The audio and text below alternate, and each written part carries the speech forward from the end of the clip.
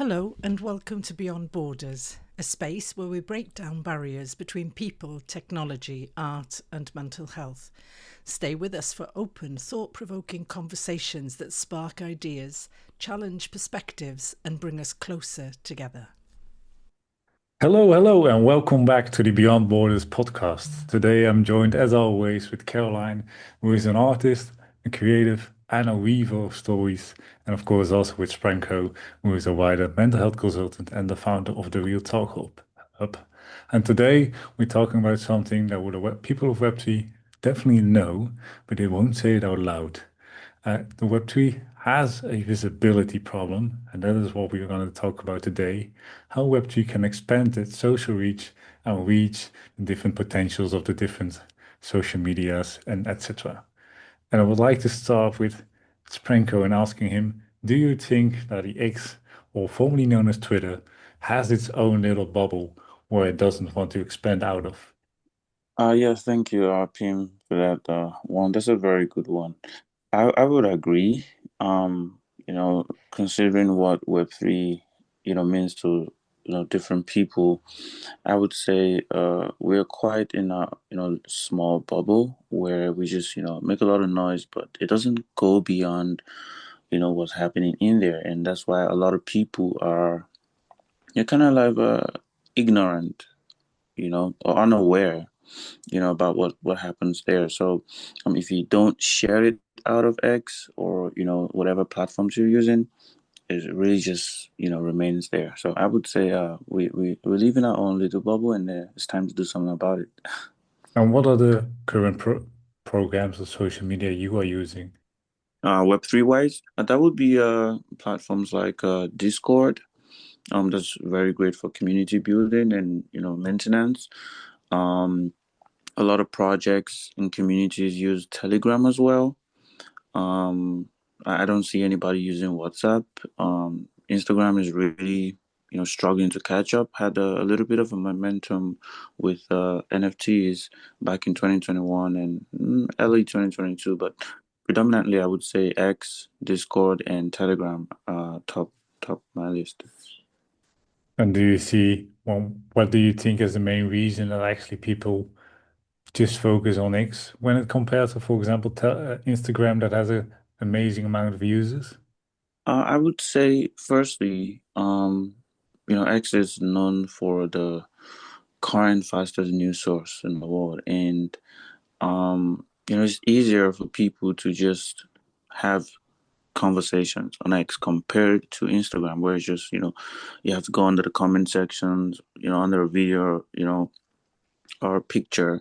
But with X, it's more conversational. We also have things like the spaces, people can come together, host like community AMAs and things like that. There's streaming on there as well.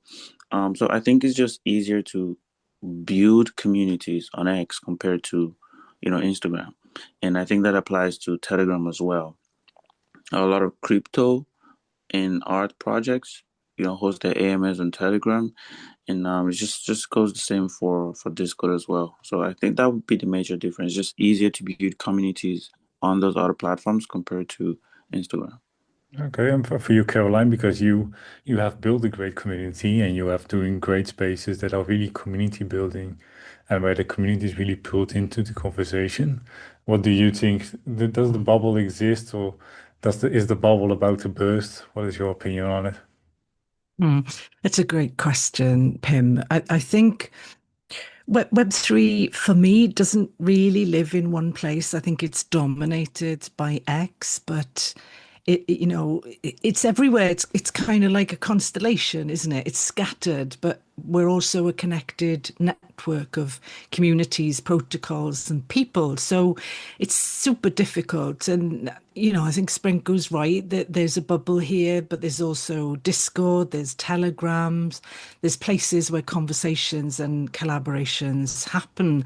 But where does it live? It's a complex question. It lives in our wallets, doesn't it? It lives on the blockchain. It lives in the DAOs and the marketplaces like Foundation and OpenSea, wherever value is created, shared, and owned. But this disparateness causes problems. Where do people go when they want to know about Web3? And I guess, the first thing is X. It was the first thing that I was directed to when I was interested in Web3. But, is the bubble about to burst? That's an interesting question.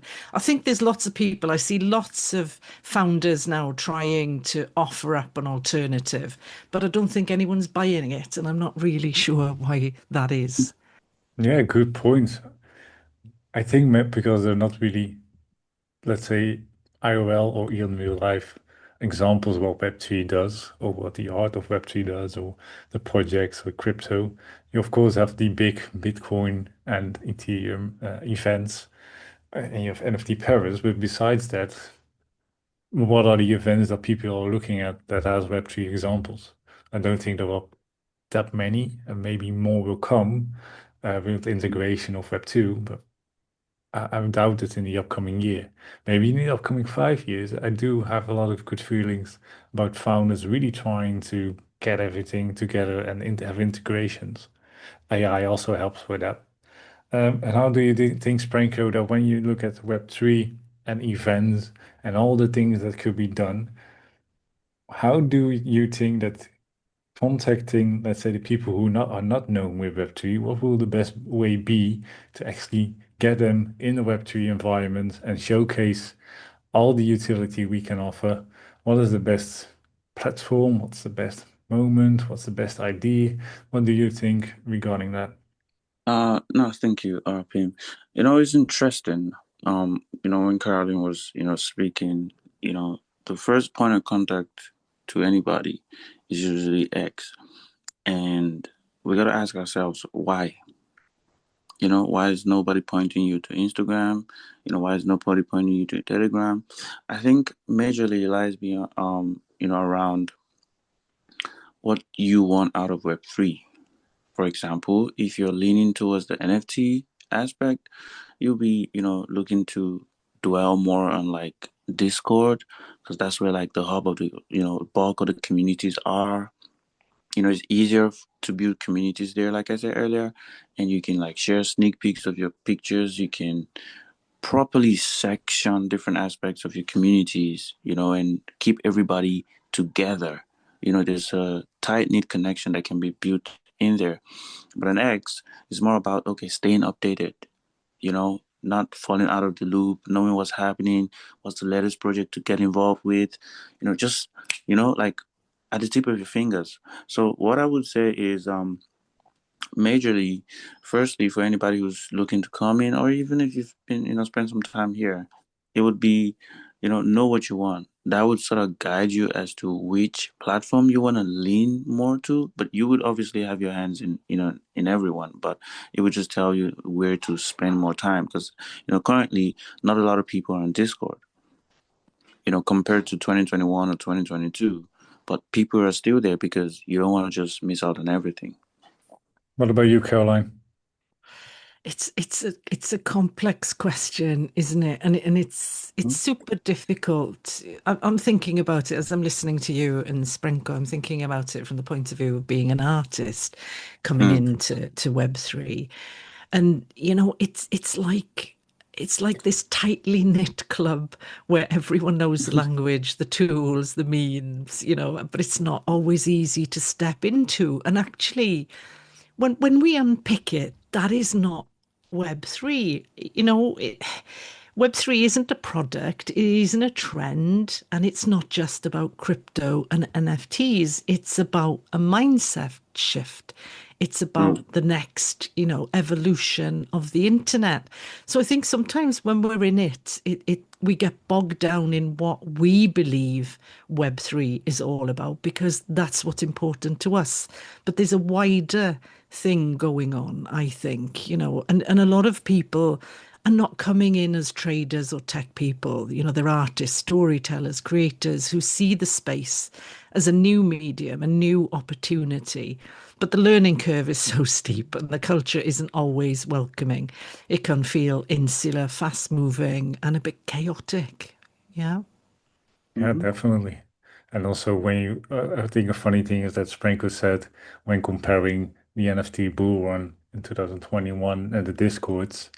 Now, most messages in Discord stop at GM and just showing I'm still Mhm. here instead of Yeah. getting really Mm-hmm. into the project or sharing information and actually see what could we do for the project that we are joining in or interested in. Now, everybody is waiting for the project to do something, which can be very tiring, definitely after years where financials have been quite beaten down.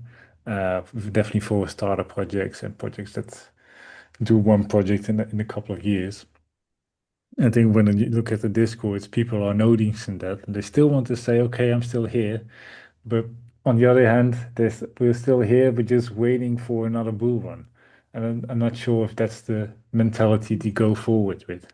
Just waiting Mm. for a bull run, for another bull run, and for another bull run. Uh, NFTs definitely are different than the rest of crypto. We see a great chance and increase in Bitcoin, but that doesn't translate to any kind of art projects. And I think people are still waiting for it, and that's the reason they should still show up. But the question is if that ever comes back. What are your thoughts on that, Carolyn? Do you have anything to add I on, or I what are you do. thinking? Yeah. No, I do. And I think we're missing an opportunity if all we're doing is waiting for a bull run. And it's something that we chat about often because I think for me, one of the frustrating things is that it's incredibly difficult to mobilize people. And what I've come to realize more and more over the years is that we need each other. If we did but realize it, we need each other. So we're up against, history here, artists, working on their own, in isolation, incredibly protective of their work, on so many levels. And then you are launched into Web3, which is community driven. So you're having to sort of, as an artist, step out of your comfort zone if you really want to integrate and be part of a community and share. And that can be incredibly challenging. And I think that it is, for me, one of the most powerful aspects of Web3, but it's currently one of the most underrated for artists. I'm not sure how we bridge that gap. And I know that's gone off on a tangent a little bit in terms of what we're talking about today, but I think it's super important in terms of this whole discussion about Web3. Yeah, and do you think, Franco, a bridge of that gap can be made in the upcoming year, or does it take a lot longer? Uh, that's no, no. What I think is we we would be doing ourselves a disservice if we put a rigid timeline on how that gap will be bridged because when Caroline was speaking, she mentioned something that I really smiled at, which is Web3 is not a trend. So that idea that we needed to explode, we needed to, pop for us to see the value or create value in there, as it sort of limits us, you know. So what I think is we're gonna see a lot of ups and downs. We're gonna see a lot of hypes and low moments because we cannot deny that that's one of the lifebloods of Web3. As a space. There's people who only show up when crypto is pumping. There's people who only show up when there's new set of art trend on the timeline or in the space. You know, so if we rely on those trends to keep us aware or make an effort to bridge the gap, we would just keep repeating the same cycle over and again with no actual substance coming out of it on the long term. I think what we need to do is shift a little bit from how long it's going to take us and try to refocus on how well can we make do with what we have, and I think that would be better. So, to just say, I don't think in a year we would be able to bridge that gap as much as we want, but maybe a lot more people hopefully would be more convinced about the value that can be built in Web3 and not just chase the trends that give you that temporary euphoria. Yeah, which eventually the temporary euphoria will also bring a big mental load over time to actually stay consistent and still being here while the actual euphoria stays out. Do you see that Mm. in your community already, or have you seen it in the last year? Oh no, it's something that I'm grateful for that I've been able to cultivate this culture or this practice of pacing yourself. Don't try to get sucked up in the trends and everything that's happening. It's okay to miss out on certain opportunities if that ensures that you keep your mental health in check. Because oftentimes chasing every win can not only wear you out, but even send you into spirals of anxiety and depression because oh shit, I didn't get that. Oh, I missed out on this. Oh, I couldn't do this. And things like that not only affect the mental health, but it can affect us physically and financially, where you're clicking every little thing that pops up. So in my community, I'm grateful that you know the bulk of the community are sort of watchful, careful, prioritizing their mental health over short-term gains, and just taking knowledge that is being shared in the space, applying that into long-term investments, which can across not just crypto, obviously, like across every aspect of life. And I think that's the way to go, because then we appreciate the connections, the meaningful connections that we build, in Web3 over how much your portfolio has improved over the past few months or over the past year. Yeah, definitely. And for you, Caroline, do you think a lot of newcomers will see this space still as attractive?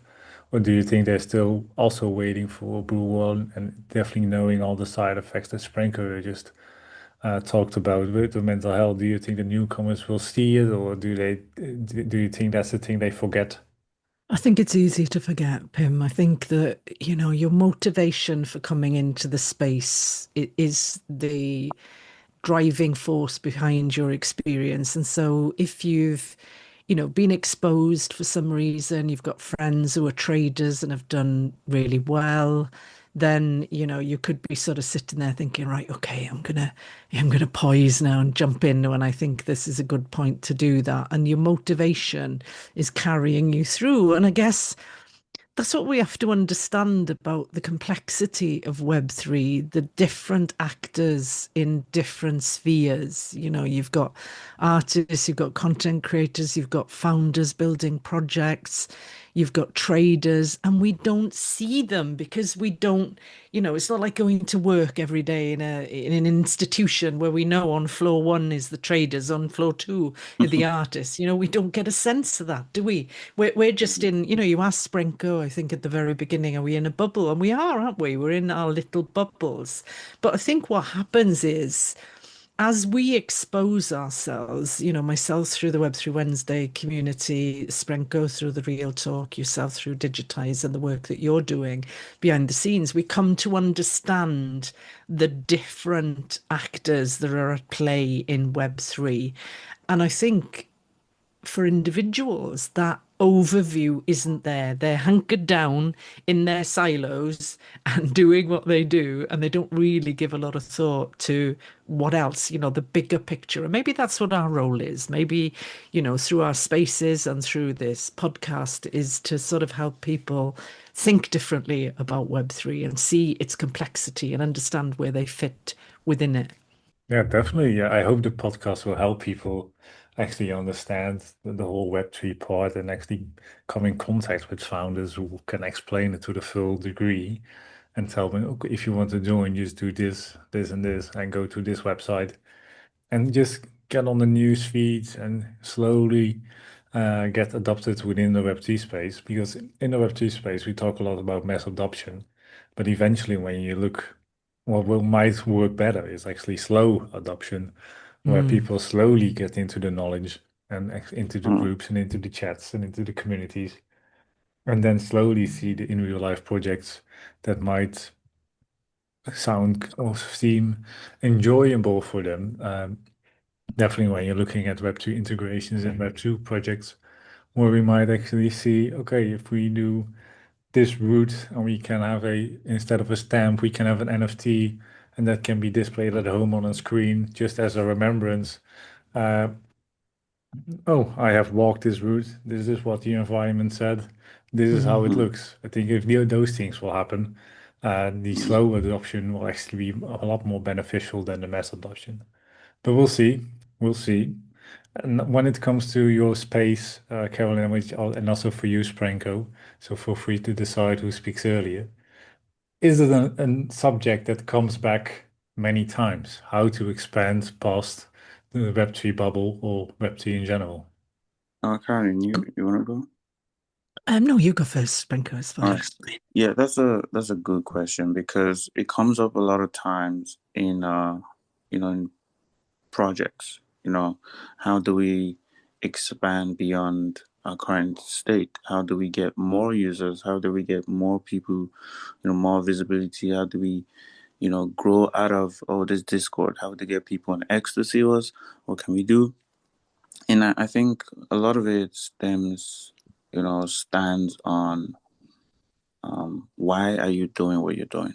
What exactly are you here to achieve? Right? You can have two similar projects with two completely different goals, missions. But if you approach it from the same standpoint, you probably miss out, right? So what I would, recommend for most, especially most project founders, would be to understand what your mission is here in the first place. Then take a look at the current data. Who are the people interacting with your product that is being worked on? What is driving people to even look at you at the moment?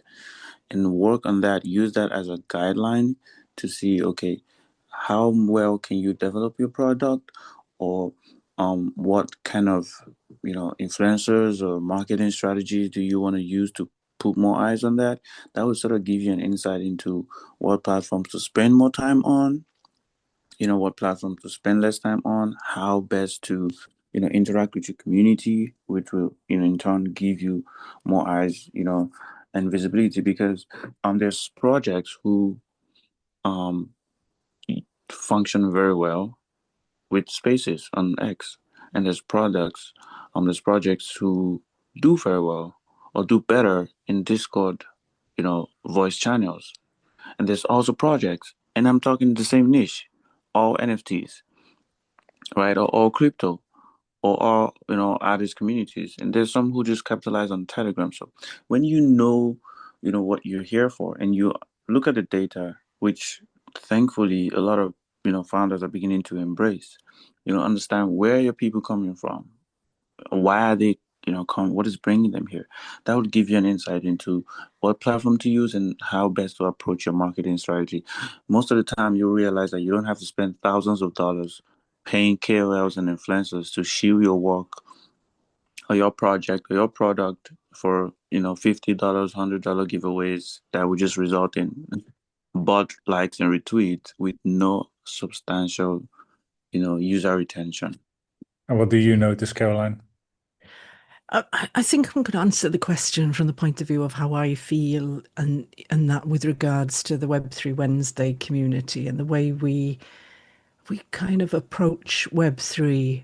And that's interesting. As I'm thinking through the question, listening to Sprenko, I'm thinking, we I like to believe, I certainly am not closed off in terms of X or my activities with Web3 Wednesday or anything else that I do with regards to people who are not in Web3 joining us. Now, what I mean by that is we may week on week talk about Web3 issues, but I think a lot of what we talk about has resonance for people who are not in Web3 as well.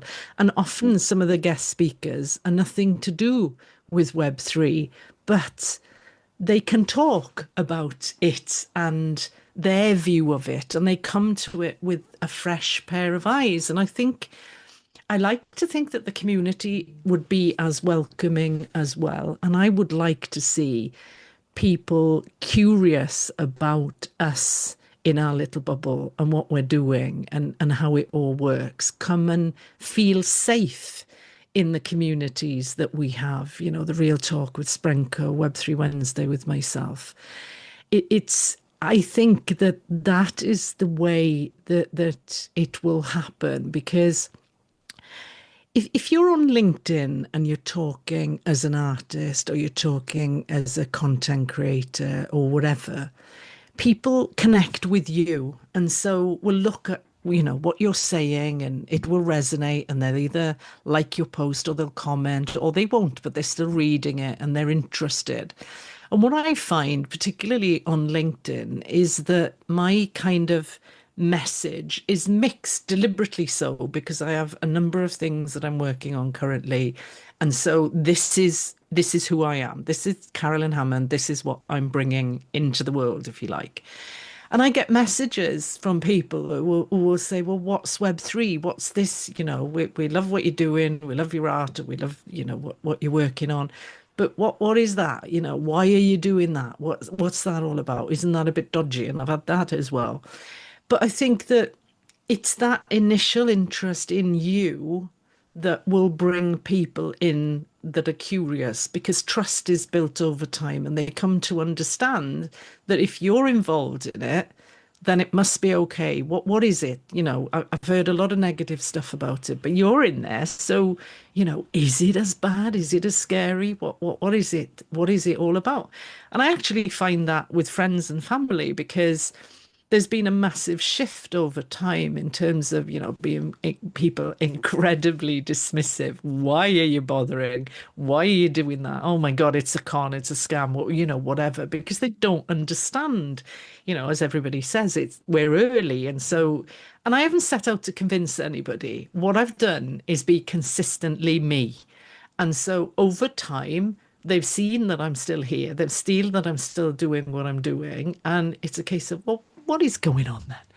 What's happening? Why, you've stuck it out. What's happening? And those stories that you tell, the power of the community is a big thing for me. All of that becomes part of the folklore surrounding Web3 that I believe will be the thing that brings more people in. Don't get me wrong, I accept wholeheartedly that there's a trading aspect, that everybody's waiting for the bull run, and there will be those that are just there to make money and whatever. But in the broader sense, if we talk about Web3 as a technological age and evolution, I think that will bring real people in. Yeah, does that make sense? Yeah, definitely. And I think it's a great sum up what actually needs to be done. And the most important thing is that it feels safe for people who are not used to use it.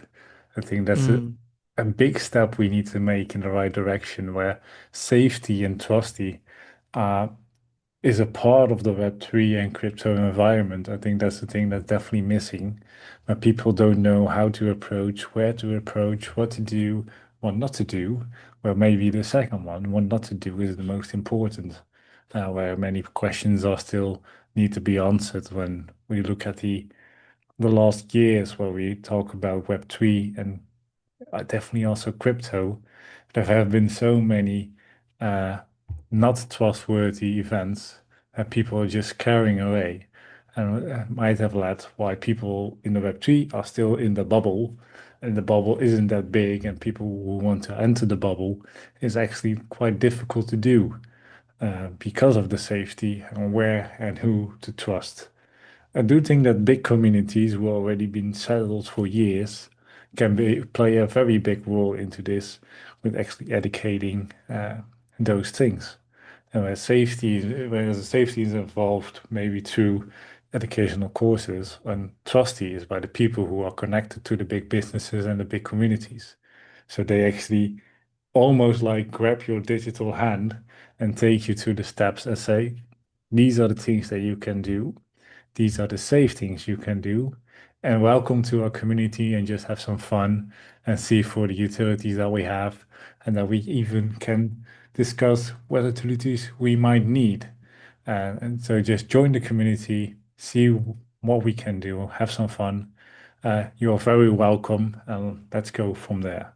I think that's a great way to end this episode of Beyond Borders.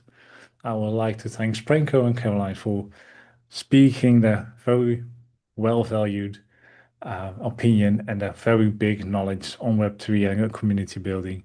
Thank you very much and see you on the next episode.